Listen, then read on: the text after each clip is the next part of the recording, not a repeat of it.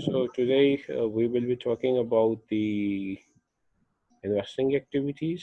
और आपने देखा था कि यूजुअली आपको मैंने पहले भी बताया था कि होता क्या है कि हमारे पास इन्वेस्टिंग एक्टिविटी है। हम कहते हैं कि ये हमेशा डिसीजन तो इसका पहले हम लेते हैं, ठीक है। कैसे पहले डिसीजन लेते हैं हम? डिसीजन इसकी पहले लेते हैं कि हमने कहाँ पे इन्वेस्टमेंट करनी है और कितनी इन्वेस्टमेंट दरकार है, ठीक है। क्योंकि यूजुअली वो हम कंटिन्यूसली क्या करते हैं, इन्वेस्टिंग अपॉर्चुनिटीज ढूंढते रहते हैं और वो इन्वेस्टमेंट अपॉर्चुनिटीज को ट्रैक करते हुए हम डिसाइड कर देते हैं कि हाँ ये इन्वेस्टमेंट अपॉर्चुनिटी ऐसी है जहाँ पे हमें इन्वेस्ट करना चाहिए। यूजुअली आज हम देखेंगे कि हमारे ऑपरेटिंग ऑपरेटिंग फिर ऑपरेशंस के लेवल पे कौन कौन सी इन्वेस्टमेंट अपॉर्चुनिटी आती हैं, और फिर हमारे जो इन्वेस्टमेंट लेवल पे जो है वो कौन कौन सी आती हैं। फिर हमने ये कहा था कि जब हम इन्वेस्टमेंट एक्टिविटी या इन्वेस्टिंग जब डिसाइड कर देते हैं तो उसके लिए फिर क्या करते हैं, फाइनेंसिंग करते हैं, ठीक है। हम फाइनेंसिंग हमेशा किसके लिए करते हैं? अपने इन्वेस्टमेंट्स के लिए करते हैं ना, ठीक है। तो डिसीजन पहले इन्वेस्टमेंट का लिया जाता है, फिर फाइनेंसिंग की जाती है। लेकिन हमारे जो आप कहते हैं दीज आर डिसीजंस, और जब डिसीजन ले लिया जाता है तो फिर पहले कौन सा काम किया जाता है? पहले काम किया जाता है फाइनेंसिंग का। फिर हमने जब फाइनेंसिंग अरेंज कर दी, यानी हमने पैसे इकट्ठे कर दिए सोर्सेस से, हम कैपिटल लेके आए, तो that capital is then used for investment purpose, ठीक है। ये तो हमारे जो जनरल अंडरस्टैंडिंग है उसके बारे में है। So, our focus in this chapter will be regarding how the accounting is carried out for investing activities in the business, ठीक है। तो क्योंकि CFA की बुक है, यहाँ पे एनालाइजिंग इन्वेस्टिंग एक्टिविटीज, ये मोस्टली वो ये देखते हैं, उसमें क्रिटिकल थिंकिंग का हमें एक मौका मिल जाता है कि how some challenges in the reporting are confronted in accounting. For example, how the users can get indifferent for deciding whether these are investing activity or not, whether these are effective or these are not effective. तो यहाँ पे भी हम क्या करेंगे, जो assets हैं वो उसको हम क्लासिफाई करें। So asset can also be classified on the basis of two groups. First classification is carried out on the basis of their currentness, that is current asset and non-current asset, and the second could be on the basis of operating asset and non-operating asset. Resources or claims to resources that are expected to be sold, collected, or used, right? So this is comprehensive. You can see sold, collected, or used. Sold, for sold, we will be talking about the inventories. Collected, we will be talking about our receivables. And used, we will be talking about other, you can say, operating assets such as prepaid rent, prepayments, or for example, office supplies, raw material supply, etc. That will be known as used. So any resources are expected to be sold, collected, or used within 1 year or the operating cycle, whichever is longer, ठीक है। अच्छा, यहाँ पे operating cycle पहले भी आपको मैंने बताया था। What is operating cycle? Operating cycle क्या होता है किसी भी बिजनेस का? conversion हाँ of material into product. बिल्कुल। और प्रोडक्शन, परचेजिंग, सेल, इन सबको बोलते हैं। प्रोडक्शन, परचेजिंग, सेल्स, मतलब डेली एक्टिविटीज, ठीक है। इस तरह साइकिल होती है, दो पहिए होते हैं। अच्छा, देखें ऑपरेटिंग साइकिल में हम बात करते हैं किसकी? हम बात करते हैं कि हमारे जो ऑपरेशंस हैं, ऑपरेशंस में हमारी परचेजेस से लेके, ऑपरेटिंग साइकिल कहाँ से शुरू होता है? Purchase of raw material until these raw material are converted into finished goods, sold into the market, and money is collected from the market. That is what operating cycle. ये जब हो जाएंगी तो हम कहते हैं हमारा एक ऑपरेटिंग साइकिल क्या हो जाता है, कंप्लीट हो जाता है। अच्छा, यहाँ पे देखिए उन्होंने कहा कि 1 ईयर और the operating cycle which ever is longer.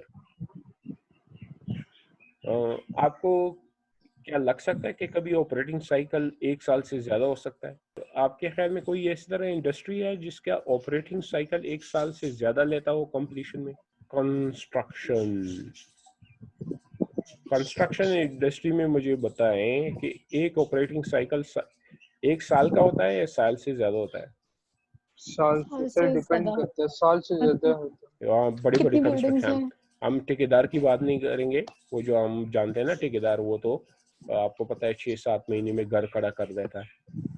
तो हम्म। हो सकता है वो छोटे छोटे जब वो घर बनाता है, लेकिन जब हम बड़ी बड़ी मेगा कंस्ट्रक्शंस की बात करते हैं तो है। कंस्ट्रक्शन 5 10 हाँ साल। 5 साल 10 साल का होता है। तो आप ये देखें ना, उसमें ये कंटिन्यूसली एक्टिविटी जारी हो रही होती है।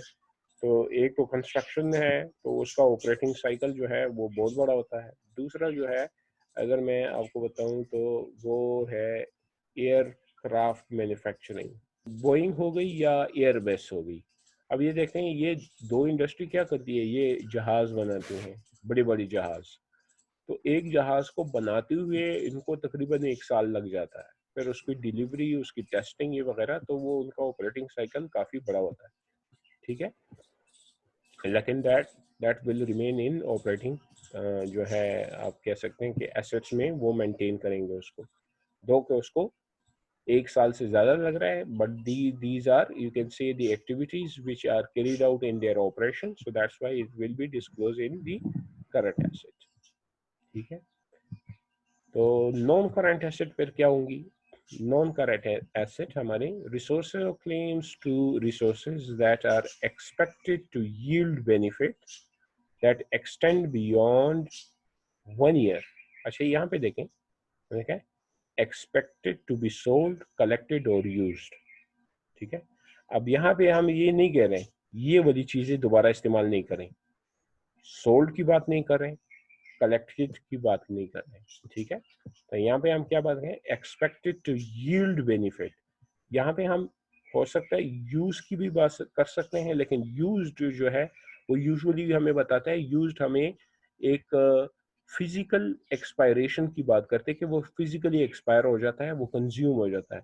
और यहाँ पे हम कहते हैं कि वो यूज तो होता है लेकिन फिजिकली एक्सपायर नहीं होती है, उसकी वैल्यू में एक्सपायर नहीं एरोजन। होती। हाँ, फिजिकली एक्सपायर यानी फिजिकली वो मौजूद रहते हैं लेकिन उसकी वैल्यू हम क्या कर देते हैं, डिराइव कर देते हैं, या उसकी वैल्यू हम उसकी आप कह सकते हैं कि वो रेसिड्यू रहता है, या उसमें आप वो एक लफ्ज अभी दिमाग में जो है ना पड़ गया है, वो मुंह पे नहीं आ रहा उसमें। तो वो क्या होता है कि उसकी जो यूजेज है वो उसको हम बेनिफिट ले रहे होते हैं, तो ये कहते हैं यील्ड बेनिफिट्स। ठीक है, यील्ड बेनिफिट मतलब यील्ड आपने देखा ना, यील्ड हम ये कहते हैं कि वो यूजुअली हमारी रिटर्न देता है ओवर इट्स लाइफ, तो वो कहते हैं yield benefit that extend beyond 1 year. अगर 1 साल से ज्यादा अरसे तक वो बिजनेस को एक बेनिफिट जनरेट करके दे सक रहा है और एक ऑपरेटिंग साइकिल से ज्यादा के लिए वो इस्तेमाल हो सकता है, whichever is longer will be known as non current asset।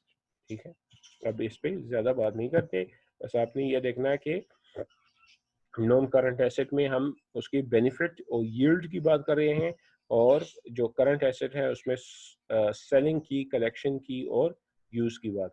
अब करंट एसेट में क्या क्या चीज है? ऑब्वियसली सबसे पहले हमारे पास कैश है। अभी देखें कैश क्या होता है, कैश ना तो कैश कैश सेल होता है, कैश तो कभी सेल ही नहीं होता। तो क्या कैश कलेक्शन, इसकी कलेक्शन होती है, हम कहते हैं कलेक्शन तो होती ही कैश में है। फिर ये क्या है, ये है यूज, कैश की यूज पे हम फिर बात करेंगे। ठीक है, कैश और कैश इक्विवेलेंट और जो है लिक्विडिटी को प्रेजेंट करते हैं। तो कैश में हमारे साथ आ जाती हैं currency, coins and amounts on deposit in bank account. ठीक है, या जो बैंक डिपॉजिट है वो भी कैश में ही आ जाएंगे। चेकिंग अकाउंट्स, ये भी वही कैश में, यूजुअली चेकिंग अकाउंट का मतलब है current account. And some saving accounts, और कुछ सेविंग अकाउंट जहाँ पे हम बहुत जल्दी चेक लिख सकते हैं, हम पे कोई क्या ना हो, पाबंदी ना हो। तो ये हमारे कैश एक करंट एसेट में आ जाएगा। कैश इक्विवेलेंट में हमारे पास क्या क्या चीज आएंगी? कैश इक्विवेलेंट में हमारे पास आएंगी short term highly liquid investment that are readily convertible to non cash amount. ठीक है, एक तो ये कि कोई भी हमारे पास short term highly liquid investment हो। अब यहाँ पे पिछली बार भी आपको मैंने बताया था कि लिक्विडिटी से मुराद क्या होता है। हम कहते हैं कि उसकी ability to convert into cash without loss in value. ठीक है, ये आपने हमेशा ध्यान में रखना है कि अगर लॉस इन वैल्यू होगा तो उसकी लिक्विडिटी, हम फिर उसको कहते हैं कि ये इसकी लिक्विडिटी अच्छी नहीं है। जिसकी नो लॉस ऑफ वैल्यू होगी, यानी उसकी लिक्विडिटी ऐसी है कि इसको जब भी आप कन्वर्ट करना चाहते हैं तो वो उसी कीमत में आपका क्या हो जाता है, कन्वर्ट हो जाएगा, तो वो हाईली लिक्विड होगा, उसमें कोई कैश लॉसेस नहीं होते। ठीक है, तो readily convertible to non cash amount. Known cash amount मतलब है कि जिस पे हमने वैल्यू पे रिकॉर्ड रखा हुआ है उसी में वो क्या हो जाएगा, कन्वर्ट हो जाएगा। दूसरी जो है close to maturity date and not sensitive to interest rate changes. ये बहुत ही इंपॉर्टेंट है उसमें चीज है। यूजुअली जो सिक्योरिटीज होती हैं वो आपने देखा कि हमारी जो ऑन गोइंग इन्फ्लेशन है, इंटरेस्ट रेट है, मुख्तलिफ चीज़ें हैं इन्वेस्टमेंट में, हमने देखा था कि उसमें जब चेंजेस आते हैं तो उसकी वजह से जो हमारी सिक्योरिटी होती है उसकी प्रेजेंट वैल्यू में भी चेंज आता है। तो लेकिन यहाँ पे ये है कि जब वो क्लोज टू मैच्योरिटी हो जाती है ना तो वो फिर सेंसिटिव नहीं रहती। So it does not remain sensitive to interest rate changes वगैरह। ये अगर दो बात होंगी तो हम कहेंगे that will be consider as cash equivalents. अब कैश इक्विवेलेंट्स में अब पाकिस्तान में क्या क्या चीज़ें हैं, प्राइस बॉन्ड्स हैं। अगर आप लोगों ने कोई प्राइस बॉन्ड रखी हुई हैं तो वो कैश इक्विवेलेंट्स आएंगे। इसके अलावा कोई ट्रेजरी बिल्स हैं, that will be also consider as you can say cash equivalents. या हमारे कोई हमने कोई बॉन्ड्स खरीदे थे किसी दूसरी कंपनी के, and then now that will be, you can say, liquidated within, you can say, this current period, so that will be known as cash equivalent as well. अच्छा, अब इसको कैसे हम एनालाइज कर सकते हैं, कैश में क्या क्या आ सकते हैं? यूजुअली जो कैश है ना, this is considered to be a most sensitive asset as well, and it is considered to be a risky asset as well. इसको मोस्ट सेंसिटिव रिस्की एसेट मैं क्यों कह रहा हूँ?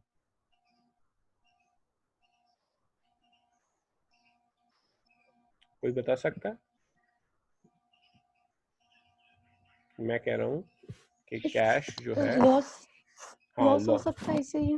हाँ, कैसे लॉस हो सकता है? वैल्यू इंक्रीज और डिक्रीज हो सकती है। वैल्यू की नहीं, एक और भी है ना, ये इसको मैनेज करना। देखें, इन्फ्लेशन। नहीं, मैनेज करना। देखें, आपकी जो कैश इक्विवेलेंट ऐसी चीजें हैं कि वो इतनी लिक्विड, यानी कैश जो है आपका कोई भी, आप देख सकते हैं ना, कैश की चोरी या कैश की हेरा फेरी जो है वो बहुत सेंसिटिव, यानी कोई भी कर सकता है उसमें। जो अथॉरिटी बैठी होती है, या हम ये कहते हैं कि जब हम कंसिडर करें ना यूजर ऑफ फाइनेंशियल स्टेटमेंट, तो यूजर ऑफ फाइनेंशियल स्टेटमेंट ये क्या है, वो देखते हैं कि अब मैनेजमेंट के पास कितना कैश पड़ा हुआ है। जितना मैनेजमेंट के पास कैश ज्यादा पड़ा होगा तो उसमें वो क्या कर सकते हैं, वो अर्निंग मैनेजमेंट कर सकते हैं या नहीं कर सकते, वो उसको अपने लिए इस्तेमाल कर सकते हैं या नहीं कर सकते, यानी वो उसको कर अपने लिए इस्तेमाल कर सकते हैं। उसकी चोरी बहुत जल्दी हो सकती है कैश की। ठीक है, दूसरी उसमें ये है कि कैश जितना ज्यादा पड़ा होगा उतनी ही हमारा रिटर्न जो है वो ज्यादा होता जाएगा या कम होता जाएगा? कम कम कम। होता जाएगा। क्यों? क्योंकि cash does not earn anything. Cash कुछ चीज अर्न नहीं करती। वो तब तक अर्न नहीं करती जब तक वो कन्वर्ट ना हो जाए, या तो रॉ मटेरियल में, या मटेरियल में, या फिनिश गुड में, या किसी और एसेट्स में।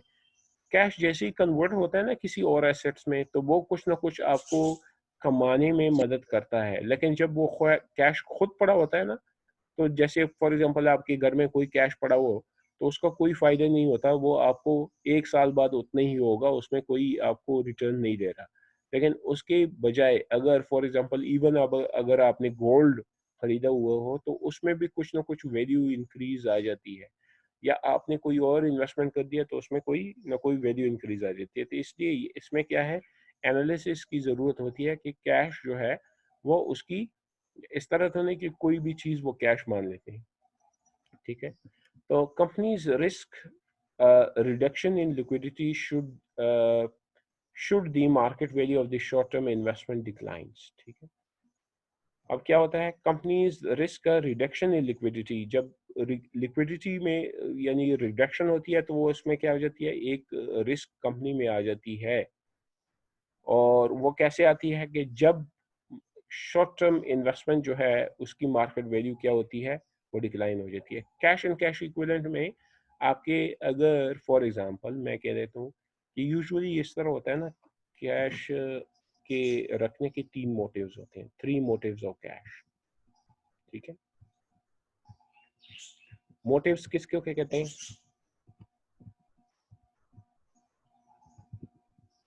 मकसद हाँ, यहाँ पे वेरी गुड, मकसद। पहला ट्रांजैक्टरी, ठीक है।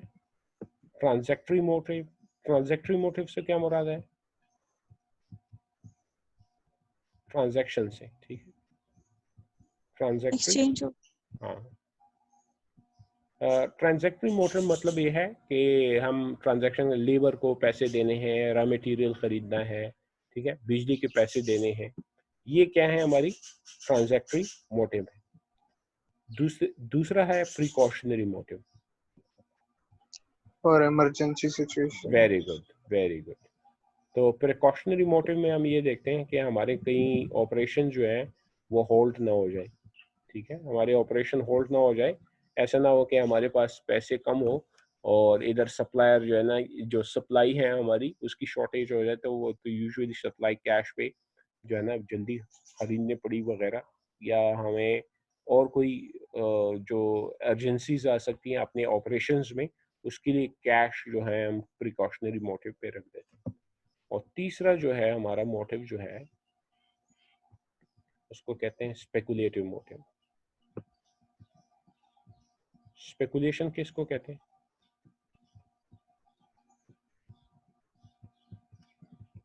स्पेकुलेशन किसको कहते हैं? इन्वेस्टमेंट में भी शायद हमने इसको थोड़ा सा देखा था, स्पेकुलेशन।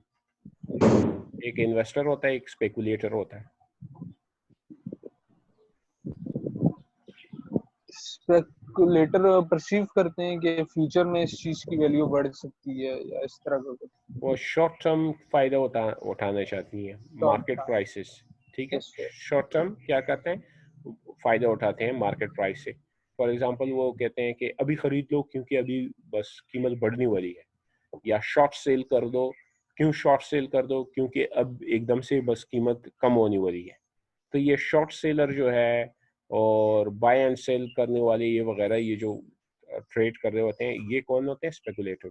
तो इवन जो कंपनी है वो अपने साथ कैश स्पेकुलेटिव मोटिव के लिए भी रखती है। स्पेकुलेटिव मोटिव का मतलब ये है कि वो अपने साथ कुछ कैश रखते हैं कि हम इमीडिएट जो अपॉर्चुनिटीज मार्केट में आ जाती है ना, उसको स्पेकुलेट कर सकते हैं। यानी फॉर एग्जांपल वो कहते हैं कि एकदम से जो मटेरियल है वो कहीं जाके एकदम से वो उसकी कीमत बहुत ज़्यादा कम हो सकती है, तो उसके लिए हम ज़्यादा खरीद सकते हैं। या मटेरियल के अलावा जो बेसिक स्पेकुलेशन है ना, वो मार्केट में करते हैं। और वो मार्केट में कैसे करते हैं कि वो मार्केटेबल सिक्योरिटीज ले लेते हैं। क्या ले लेते हैं? मार्केटेबल सिक्योरिटीज, ठीक है। जब वो मार्केटेबल सिक्योरिटीज ले लेते हैं तो ये क्या चीज फिर वो डिस्क्लोज करेंगे? ये मार्केट सिक्योरिटी हमारा कौन सा एसेट है? ये हमारा कैश इक्विवेलेंट एसेट है। क्या है? Cash equivalent.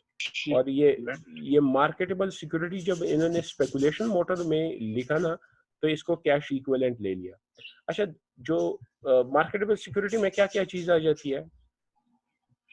मार्केटेबल सिक्योरिटी में क्या क्या चीज शामिल होगी?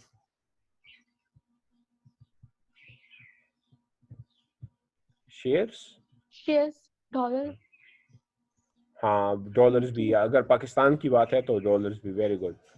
बॉन्ड्स, बॉन्ड्स, ठीक है। फॉरेन करेंसी हो सकती है, फॉरेक्स, ठीक है। और इसके अलावा ट्रेजरी बिल्स, ठीक है। अब ये क्या है, ये मार्केटेबल सिक्योरिटीज है, डेरिवेटिव्स भी आ सकते हैं, ठीक है। इनको खरीदने के दो मकसद हो सकते हैं, एक हो सकता है लॉन्ग टर्म, ठीक है। जब वो लॉन्ग टर्म खरीद लेंगे तो ये फिर कैश एंड कैश इक्विवेलेंट में नजर नहीं आएंगे, ठीक है। लॉन्ग टर्म वैसे ये जो ट्रेजरी बिल है ये तो लॉन्ग टर्म में नहीं आएगा, ठीक है। क्या क्या लॉन्ग टर्म में आ सकती हैं, शेयर्स और बॉन्ड्स, ये किस में आ सकती हैं, लॉन्ग टर्म में। जब लॉन्ग टर्म में आएंगी तो ये लॉन्ग टर्म इन्वेस्टमेंट डिस्क्लोज होंगी। क्या डिस्क्लोज होंगी, लॉन्ग टर्म इन्वेस्टमेंट, ठीक है। यानी उसने किसी कंपनी को खरीद लिया है तो उसकी एसेट को शो करेगा, तो वो शेयर इसने खरीदे होंगे। इसी तरह किसी दूसरे बिजनेस को सपोर्ट करने के लिए उसने उसके बॉन्ड्स खरीद लिए, उसको इंडेट किया, तो वो भी एक लॉन्ग टर्म होगा। लेकिन अगर यही चीजें वो कहाँ पे खरीदे, वो सेकेंडरी मार्केट में, ठीक है, सेकेंडरी मार्केट में खरीद लें कुछ स्पेकुलेशन मोटिव के लिए। किसके लिए, स्पेकुलेशन मोटिव के लिए। अगर ये स्पेकुलेशन के लिए ये शेयर एंड बॉन्ड खरीदेंगी तो यहाँ पे हम आप बात कर रहे हैं कि company risk a reduction in liquidity should the market value of short term investment decline। अब ये क्योंकि हमने ये शॉर्ट टर्म के लिए, लेकिन वो कहते हैं कि जब ये शॉर्ट टर्म के लिए खरीदते हैं तो शॉर्ट टर्म के लिए इन्होंने खरीदे कि अभी खरीदे 3 महीने बाद बेच देंगे, 2 महीने बाद बेच देंगे, कुछ दिन बाद बेच देंगे वगैरह। तो वो कहते हैं कि यहाँ पे वो लिक्विडिटी रिडक्शन में क्या कर रही हैं, रिस्क कर रही है कंपनी। क्यों, क्योंकि अगर तो इसकी प्राइस थोड़ी सी भी कम हो गई तो जो है वैल्यू लॉस हो जाएगी, ठीक है। तो ये जब लॉन्ग टर्म खरीदे जाएंगी तब उसमें ये चीज, यानी हम उसको फेयर वैल्यू प्रेजेंटेशन पे नहीं लेके जाते, ठीक है। फेयर वैल्यू प्रेजेंटेशन क्या है, उसकी जो करंट मार्केट प्राइस है उस पर रिकॉर्ड करना। जब ये लॉन्ग टर्म होता है तो इसको फेयर वैल्यू पे रिकॉर्ड नहीं करते, इसको किस पे रिकॉर्ड करेंगे, इसको हिस्टोरिकल कॉस्ट पे मेंटेन करेंगे, हिस्टोरिकल। ठीक है। और अगर शॉर्ट टर्म खरीदा तो इसको फेयर वैल्यू पे रिकॉर्ड करेंगे। और जब फेयर वैल्यू पे इसको शॉर्ट टर्म के लिए रिकॉर्ड करेंगे तो यहाँ पे हम क्या रिस्क कर रहे हैं, रिस्क ऑफ लॉस हमारा आ सकता है कि अगर थोड़ी सी भी डिक्लाइन आ गई तो हमारा लॉस हो जाएगा, ठीक है। तो ये चीजें आपके जहन में होनी चाहिए कि company usually what does it do, it risk a reduction in liquidity should the market value of the short term investment decline। दूसरा है cash and cash equivalents are sometimes required to be maintained as compensating balance to support existing borrowing arrangement or for collaterals or indebtedness। ये इसको हम वो उसमें ले सकते हैं, हमारा जो सेकंड ऑप्शन था, सेकंड ऑप्शन हमारा क्या था, मोटिव, सेकंड मोटिव था प्रिकॉशनरी। तो हम यहाँ पे ले सकते हैं कि ये प्रिकॉशनरी मोटिव को हमें बता रहा है कि cash and cash equivalent are sometimes required to be maintain as compensating balance. किसको हम कंपनसेट कर रहे हैं, टू सपोर्ट एग्जिस्टिंग बोरिंग, जो हमने बोरिंग की है उसको सपोर्ट करने की अरेंजमेंट, और एज कोलेट्रल फॉर इंडेक्टनेस। कोलेट्रल ये होता है कि यूजुअली आप कुछ ना कुछ सिक्योरिटी जब अरेंज कर लेते हैं ना, कि गम ना करें अगर कुछ होता है, खुदा ना ख्वास्ता गड़बड़ होती है, तो आपको हम इस एसेट से क्या करेंगे, कंपनसेट करेंगे। तो ये एज ए कोलेट्रल क्या हो जाता है, क्योंकि हमने इंटरेस्ट पे करना होगा, कूपन पे करना होगा, तो उसके लिए भी हमारे पास कैश क्या हो जाता है, इक्विवेलेंट कैश या कैश इक्विवेलेंट पड़ा रहता है, ताकि उसको हम अपनी लिक्विडिटी शो करें। जब जितनी ही हम ज्यादा अपनी लिक्विडिटी शो करेंगे उतनी ही हमारा जो लेंडर है उसको सिक्योरिटी मिलती है, वो अपने आप को सिक्योर कंसिडर करता है। और फिर रिसीवेबल्स क्या हैं, are amounts due other that arises from sale of goods or services or the loaning of money, ठीक है। रिसीवेबल दो चीजों से आती है, सेल्स ऑफ गुड्स हैं या सर्विसेज हैं, या हमने कोई लोन दे दिया हो मार्केट में, ठीक है। लेकिन ये लॉन्ग टर्म लोन नहीं होगा, ये शॉर्ट टर्म लोन्स होते हैं। जैसे हम अपने सप्लायर्स को क्या करते हैं, कस्टमर्स को सपोर्ट करते हैं, तो वो रिसीवेबल में आएंगे। Account receivables refer to oral promises of indebtedness due from customer।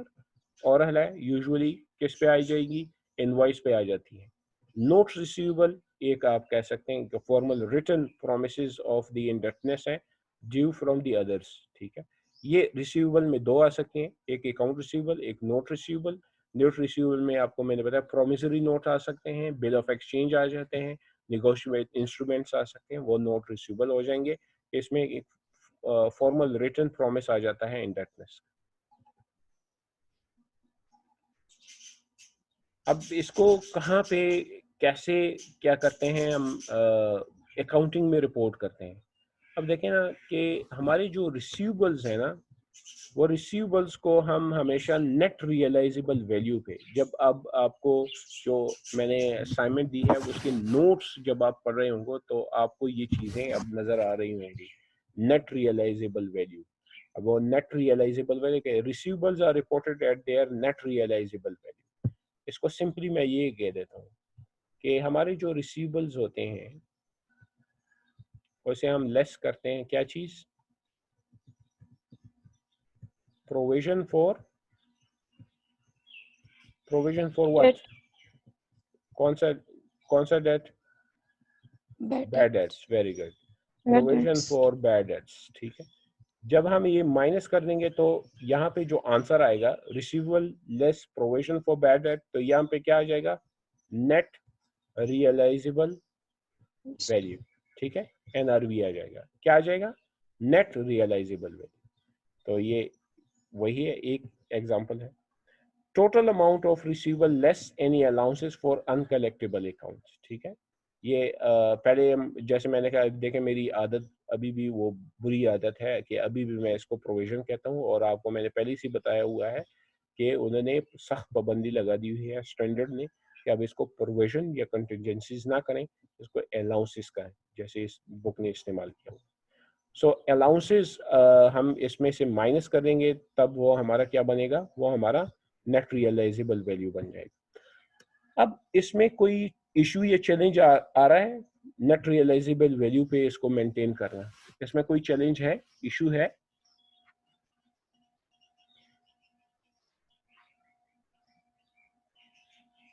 ये अच्छी बात है कि बुरी बात है नेट रियलाइजेबल वैल्यू पे लेके आना उसको? बुरी बात है। बुरी बात तो है, उसमें से अच्छी बात है। अच्छी बात है। अच्छा, सुंदस क्यों अच्छी बात है? नहीं, हाँ अच्छी बात क्यों है सुंदस? सर क्योंकि हम इसमें से अपने जितने भी हमें होते हैं लॉसेस का चांसेस होते हैं वो हम लोग बीच में से माइनस कर चुके होते हैं ना। एक अब आपने एक एक्सटर्नल यूजर की तरफ से सोचना है, जो रिपोर्ट को देख के भी अपने फैसले करते हैं, इकोनॉमिक डिसीजन मेकर। हम जो है इसको इशू एंड कंट्रोवर्सी के कॉन्टेक्स्ट में से देख रहे हैं। अब इशू एंड कंट्रोवर्सी हम किसको देख रहे हैं, हम यूजर को देख रहे हैं। यूजर कौन होता है, जो कि फाइनेंशियल स्टेटमेंट देख के फैसले करता है। जब वो फाइनेंशियल स्टेटमेंट में देखेगा कि रिसीवेबल जो है वो नेट रियलाइजेबल वैल्यू पे है, तो उसको क्या महसूस होगा कि ये मतलब है कि इसकी चांसेस क्या हैं कि ये सारे के सारे पैसे जो नेट रियलाइजेबल वैल्यू है, ये सारा का सारा कैश में कन्वर्ट हो सकता है या नहीं हो सकता। उसको एक श्योरिटी मिल जाएगी ना, आप ये कह रहे हैं कि अच्छी बात है, तो इसको एक यस सर। कंजर्वेटिव अप्रोच मिल जाएगा। ठीक है, आप कह रही हैं कि कंजर्वेटिव अप्रोच के मुताबिक, ठीक है, कंजर्वेटिज्म की वजह से आप कह रही हैं कि एक श्योरिटी मिल जाएगी कि कम से कम इतनी वैल्यू क्या हो सकती है, वो हमारी जी, कलेक्शन में आ सकती है। अब इसमें जो बुरी बात है, इकरा आपने बताया था कि ये बुरी भी हो सकती है। अर्निंग मैनेजमेंट हो सकती है। वेरी गुड, अर्निंग मैनेजमेंट में इसमें हो सकती है। अर्निंग मैनेजमेंट से मुराद क्या है, यहाँ पे क्या अर्निंग मैनेजमेंट हो रही है? वो इसमें मैनेजमेंट जो है वो अपनी मर्जी से अलाउंस ज्यादा कम कर वेरी गुड, सकती है। Very good, very good, very good. तो इसमें इंशाल्लाह माशाल्लाह, तो फिर आप लोगों ने सही पहचाना कि इसमें अर्निंग मैनेजमेंट अगर वो करना चाहें, so they can see these allowances is totally dependent on the management estimate. It totally depend on the management judgment. How does the managers is judging that what value should be considered as collectible and what value should be considered as uncollectible? So if the management is deciding, so they have a liberty, they have, you can say, power to influence this figure, so they can influence this figure with whatever they want. ठीक है, तो इसमें एक issue ये आ जाती है कि जब भी हमारे रिसीवेबल नेट रियलाइजेबल वैल्यू पे है, तो हम कहते हैं कि इसमें इशू आ सकती है जजमेंट का, and if this judgement is wrong, so like for example sometimes they may, you can say, go very conservative, and whenever they are going very conservative, so they will show any value that is collectible are still are considered to be uncollectible, और उसकी वजह से वो अपनी income को क्या करते हैं, वो इनकम को कम कर देते हैं, डिक्रीज कर देते हैं, अपनी इनकम को डिक्रीज शो कर देते हैं, अपने एसेट को भी डिक्रीज शो कर देते हैं, एक कंजर्वेटिव अप्रोच के साथ चले जाएंगे। तो जो लॉन्ग टर्म पर्सपेक्टिव है उसके लिए तो वो जो इन्वेस्टर है या जो यूजर है उसको अच्छा इंसाइट मिलेगा, but if it is work with the reverse you can से, तो फिर क्या होगा? It totally depend on the management estimates.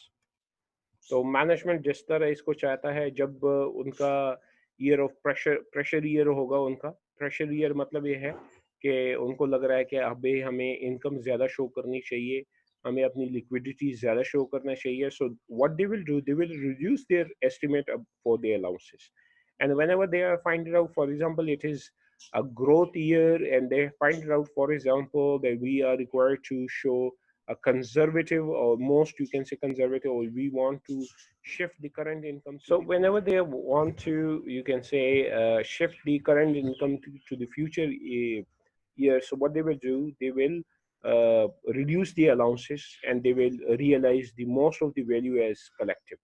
ठीक है, तो इसमें एक क्या आ सकती है, इशू एंड चैलेंज आ सकता है to understand whether this net realizable value is most closely to reality or not. So now, how to analyze these receivables? Assessment of earning quality is often affected by analysis of receivable and their collectibility. As you people have identified it, that usually this can be linked with the earning management. So right here, the earning management is known as earning quality, right? Assessment of earning quality. It means that the quality of their earning, whether any earning management in their earning is carried out or not. It means whether their income smoothing strategy is being implemented or not. If not, so we will say that the quality of earning is good. If they have implied the earning smoothing or earning management, so we will say their earning quality have been compromised. So analysis से हम क्या लेते हैं? Analysis must be alert, or analyst must be alert to change in the allowances computed relative to sales, receivable, or industry or the market conditions. Usually वो तो जब आप जाते हैं ना, बहुत ज़्यादा स्क्रूटनी करते हैं तब हो सकता है।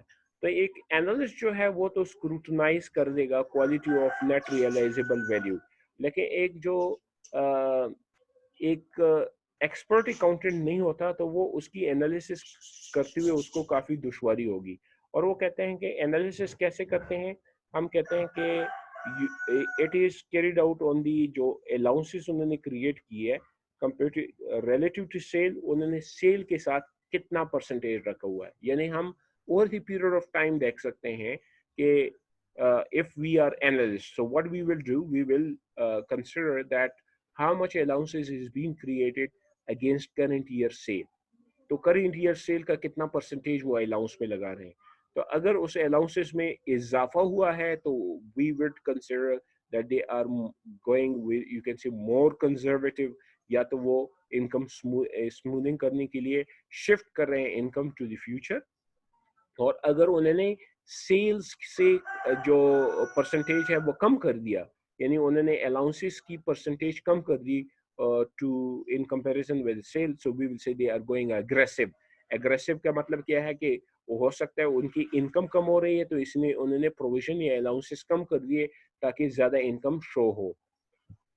ठीक है, and you can also carry out that industry and market condition कैसी हैं, कि बाकी इंडस्ट्री ने क्या अपने अलाउंसेस ज़्यादा की हैं, कम की हैं, और आप ये भी अंदाज़ा लगा सकते हैं कि ये जो बिजनेस है, इस बिजनेस में कंज्यूमर डिमांड कैसा है।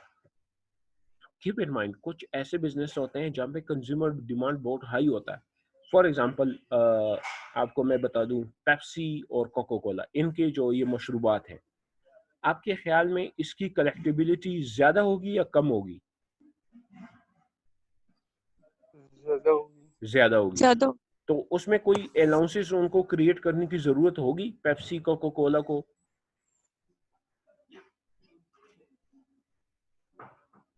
कोई allowance for bad debt create करने की जरूरत होगी अगर उसकी कलेक्टिबिलिटी इतनी ज्यादा है? नहीं करनी होगी ना, ठीक है। इस तरह कुछ ऐसे बिजनेसेस होते हैं कि जिनकी कलेक्टिबिलिटी कम होती है, मतलब ये है कि they are dependent on retailers, ठीक है। वो रिटेलर्स पे कैसे डिपेंड करते हैं कि पहले अपना प्रोडक्ट बेचते हैं मार्केट पर, उनको एक क्रेडिट टर्म देते हैं, 50 दिन 60 दिन 30 दिन दे देते हैं कि ये अपने साथ प्रोडक्ट रखें, इसको सेल करें और फिर हम कलेक्टेड करेंगे, ठीक है। तो उसमें अगर इस तरह की कोई बिजनेस है तो वहां पे तो रिसीवेबल्स जो है उस पे अलाउंसेस आएंगी। लेकिन अगर ये है तो वो कहते हैं कि क्या आप देखें, आप यूजुअली इसमें जो आप इंडस्ट्री एंड मार्केट कंडीशंस देखें कि इंडस्ट्री एंड मार्केट कंडीशन कैसी है। अब ये जो है हम अगर रिपोर्टिंग से देख रहे हैं तो हम कहते हैं कि that can be definitely carried out by analyst, but what about the common user? The common user is, for example, the user of financial statement. So they cannot go in this detail. So they will be then dependent on the, you can say, other expert analyst report कि वो इनकी collection के बारे में क्या report देते हैं। तो कलेक्शन रिस्क जो है उसमें 2 special analysis questions are to be answered or to be, you can say, to be viewed. Review alliances for uncollectible in light of the industry conditions कि इंडस्ट्री कौन से सिचुएशन में है, उनकी कलेक्टिबिलिटी तेज है कम है वगैरह वगैरह, इनका प्रोडक्ट कितना यानी वो है डिमांड पुल है या डिमांड पुश है। डिमांड पुल अगर है तो डिमांड पुल मतलब ये है कि यूजुअली कस्टमर इसको मांगता है, तो अगर मांगता है तो ये इसकी जो कलेक्टिबल रिस्क है वो कम होगी, ठीक है। अगर डिमांड पुश है so definitely we say we are throwing it towards the customer and we want the customer to be motivated and purchase it, तो वहाँ पे collectible risk जो है वो ज़्यादा हो सकती है। Apply special tools of analysis collectively determine competitor। अच्छा ये analyst view है तो इसको मैं skip कर रहा हूँ। Authenticity of the receivable, review credit policy for changes, review return policy, ये analyst view है, but we will keep, you can say, our discussion up till the earning quality, that these receivables can be linked with the earning quality. If the earning quality is good, so receivable and allowances will be considered as conservative and it is considered to be a realistic. और अगर earning quality compromise होती है तो वो unrealistic हो जाएगी। अच्छा, सिक्योरिटाइजिंग से मकसद ये नहीं है कि हम इसको सिक्योर करें। सिक्योरिटाइजेशन मतलब ये है कि हम अपने रिसीवेबल को बेच रहे हैं। क्या कर रहे हैं? अपने रिसीवेबल को बेच रहे हैं। अपने रिसीवेबल को बेचने का क्या मतलब है?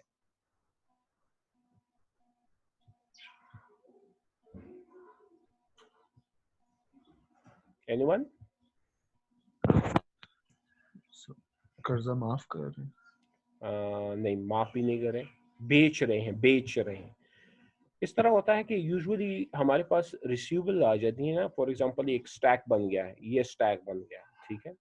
मुख्तलिफ है ना इसमें, फॉर एग्जांपल उमर मीर को मैंने कुछ बेचा हुआ है, उससे कुछ कलेक्ट करना है, कुछ मैंने फरहान से कलेक्ट करना है, कुछ मैंने इकरा से कलेक्ट करना है, कुछ मैंने फॉर एग्जांपल सुंदर से कलेक्ट करना है, and there are multiple, you can say customer, hundreds of customer are there and there are some collection. और वो इस तरह है कि उमर जैसी मुझे एक कलेक्शन दे देता है, उमर कैसी जैसी मुझे क्या करता है, पैसे दे देता है, उसी साथ साथ मैं उमर को कुछ और चीज बेच देता हूँ, तो ये एक परमानेंट बन जाता है। समझ आ रही है? ये एक परमानेंट पोर्शन बन जाता है। फॉर एग्जांपल उमर मुझसे लेता है 40 लाख रुपए का सामान, उसकी क्रेडिट वर्थीनेस है, मैं उमर को दे देता हूँ 40 लाख सामान, तो वो एकदम से जब वो दूसरे डिमांड करेगा कि मुझे और सामान चाहिए, तो सबसे पहले मैं क्या डिमांड करूंगा कि यार पहले पिछले पैसे मुका दे। तो वो जैसी कैश मुझे कलेक्ट करता है, over the period of time मुझे जब रिटर्न कर देता है, मैं इसको दोबारा एक्सटेंड कर देता हूँ। तो ये मेरा इसके साथ जो एक परमानेंट रिलेशनशिप बन गया है, तो हम कहते हैं कि एक परमानेंट स्टैक बन जाएगा हमारा, एक परमानेंट स्टैक, कि ये तो हमारा जो परमानेंट रिसीवेबल है ये रहता है। अब ये परमानेंट रिसीवेबल को हम क्या करते हैं, सिक्योरिटाइज कर देते हैं। सिक्योरिटाइज का क्या मतलब है, फॉर एग्जांपल मैं कहता हूँ कि मुझे एक्सपेंशन की जरूरत है, I have to expand my operation, so I can sell this to the banks. मैं इसको क्या कर सकता हूँ, बैंक्स को या फाइनेंशियल इंस्टीट्यूशंस को ये बेच सकता हूँ। जब मैं ये बेचूंगा कि इसका मतलब क्या हुआ कि मैंने अपना रिसीवेबल बैंक्स को या फाइनेंशियल इंस्टीट्यूशन को बेच दिया। इसका क्या मतलब हुआ, अब कुछ ज़हन में आ रहा है?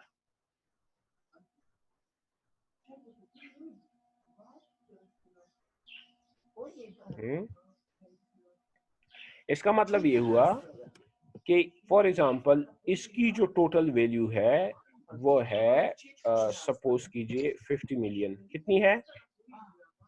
50 मिलियन। 50 मिलियन, ठीक है।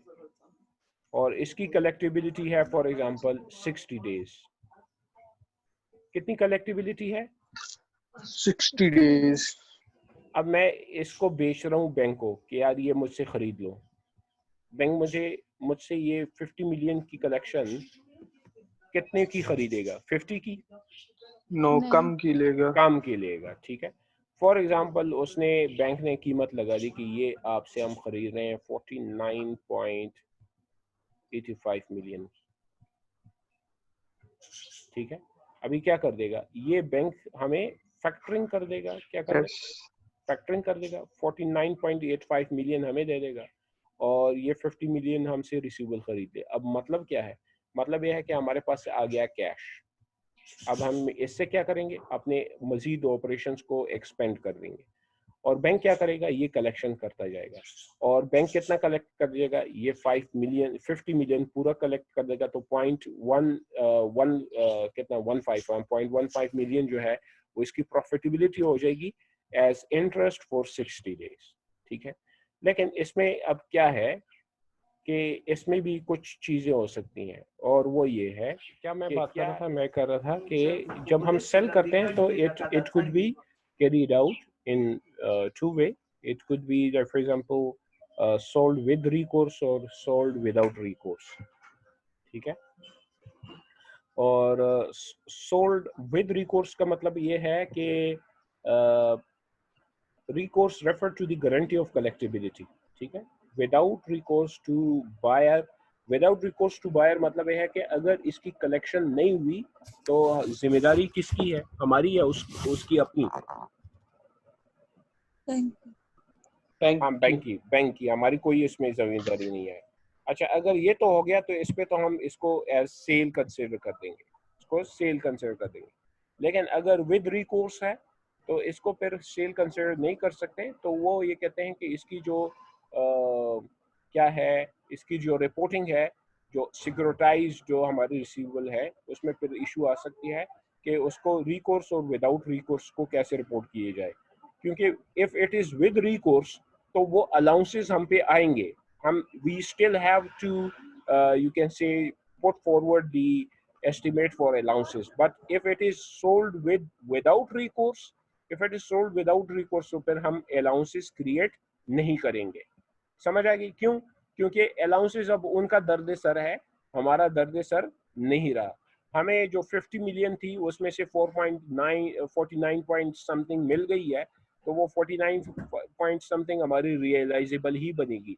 अगर तो वो विद रिकोर्स हो गया तो हमारा वो 49.85 जो है वो अभी भी नेट रियलाइजेबल नहीं बनता। क्यों? क्योंकि अब उसमें अगर कोई अनकलेक्टेबल हो जाएगी तो वो हमारी जिम्मेदारी है, तो उसमें शो करना पड़ेगा। So these create some issues that if the receivables are securitized, so then it should be reported as securitized with recourse or without recourse. अगर with recourse है तो allowances create करने पड़ेंगे अभी भी, अगर without recourse है तो allowances create नहीं करने पड़ेंगे, ठीक है। सर विदाउट रिकोर्स में फिर हाँ 0.5 किधर से? आप वो देखें, जो विदाउट रिकोर्स में जो 0.15 है वो तो हमारा वो नेट रियलाइजेबल वैल्यू में क्या हो गया, यानी 50 मिलियन थी उसकी नेट रियलाइजेबल वैल्यू हमारा क्या हो गया, वो तो बल्कि वो तो हम अब उसमें शो ही नहीं करेंगे, क्या कहते हैं रिसीवेबल्स में। क्यों? क्योंकि उसमें तो हमें पैसे मिल गए, जो पैसे मिल गए तो नेट रियलाइजेबल वैल्यू पे पैसे हमें मिल गए, so that will be considered as sale. Cash में उसको शो कर दिया जाएगा। अगर तो विद रिकोर्स है, अगर रिकोर्स विद रिकोर्स है तो हमें कैश मिल चुका हुआ है, लेकिन हमें फिर भी एक अलाउंस क्रिएट करके शो करना पड़ेगा कि हो सकता है कि हमारी जो है जो फर्दर कलेक्शन है या हमारे जो कैश है उसमें से हमें रिकम्पनसेट करना पड़े, किसको? अपने बैंक्स को, बिकॉज ऑफ अनकलेक्टिबिलिटी ऑफ आर क्या कहते हैं ये रिसीवेबल्स। हाँ, यहाँ पे अब ये हो जाएगा कि इसमें एक इशू आ गया कि वहां पे हमने कहा था कि अब we should not call the bad debts provision, we should call it now allowances, क्योंकि हम किसी को पेमेंट नहीं करते। लेकिन यहाँ पे ऑटोमेटिकली अगर वो सिक्योरिटाइज हो गया तो प्रोविजन इसमें आ जाएंगे। प्रोविजन कैसे? मतलब विद रिकोर्स हो गया तो प्रोविजन आ जाएगा कि अगर हमारी कलेक्शन नहीं हुई तो हमें कैश देना पड़ेगा, किसको? बैंक्स को। ठीक है? Yes. अच्छा, अब प्रीपेमेंट्स, prepaid expense. Prepaid expenses are advances payment of services of goods not yet received extended beyond current accounting period. जो भी है उसको हम ले लेते हैं। Examples are advance payment for rent, insurance, utility and property taxes. Well, like usually क्या ये कैश में रिकलेक्ट होंगी प्रीपेमेंट?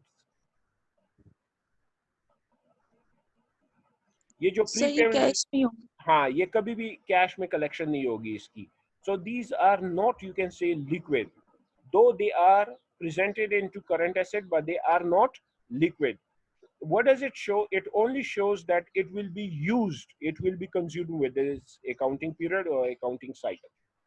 ठीक है, operating cycle, sorry.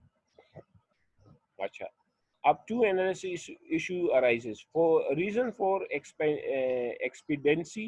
Non-current prepaid sometimes are included among prepaid expenses classified as current when their magnitude is large, they warrant security. ठीक है, non current prepaid, sometimes non current जो हमारे preparedness है वो भी किस में आ जाती हैं? ये करंट में उसको शो कर दिया जाता है, प्रीपेड एक्सपेंसेस में क्लासिफाइड किया जाता है as current when their magnitude is large, they warrant security. उसकी मैग्नीट्यूड मतलब है कि उसमें कलेक्शन काफ़ी ज़्यादा है या हमने बहुत ज़्यादा एडवांस दिया हुआ है, तो वो भी कभी कभार केस में आ जाता है, प्री पेमेंट है आ सकती है। Any substantial changes in prepaid expense warrant security. ये दो चीज़ें हैं, ये तो एनालिस्ट व्यू से है, लेकिन हम ये यहाँ पे जो हमारा जो कंसर्न होगा वो यूज़र का होगा, और यूज़र ये है कि जो प्रीपेड एक्सपेंसेस हैं वो यूजुअली करंट एसेट में डिस्क्लोज किए जाते हैं। So it should not be considered as liquidating, कि वो लिक्विडिटी को इम्प्रूव नहीं करते। ठीक है, दो के करंट एसेट में शो हो जाते हैं, और जब करंट एसेट में शो हो जाते हैं तो हम कहते हैं कि वो that will impact on the liquidity of the business, but it does not increase the liquidity. ये एक इशू या कंसर्न रेज होता है प्रीपेड एक्सपेंस की एज करंट एसेट डिस्क्लोजर से। और फिर है इन्वेंट्री। कितना टाइम रहेगा हमारे पास? सर खत्म हो गया। सर टाइम हो गया। अच्छा, मैं वैसे कोशिश कर रहा था कि आज ये इन्वेंट्री मैं कवर कर दूं, और कल जो है हम लॉन्ग लिव्ड एसेट पे हम जुम्मे को फिर क्या करें, फोकस करें। एनीवे, आप करंटली ये चैप्टर थोड़ा सा, अगर ये इन्वेंट्री आप खुद पढ़ लें और लॉन्ग लिव्ड एसेट, तो मैं थोड़ा सा इसमें स्पीडीली जाऊंगा ताकि ये हमारा जो है कवर हो जाए। ओके जी, अल्लाह हाफिज़ देन। आप अल्लाह हाफिज़।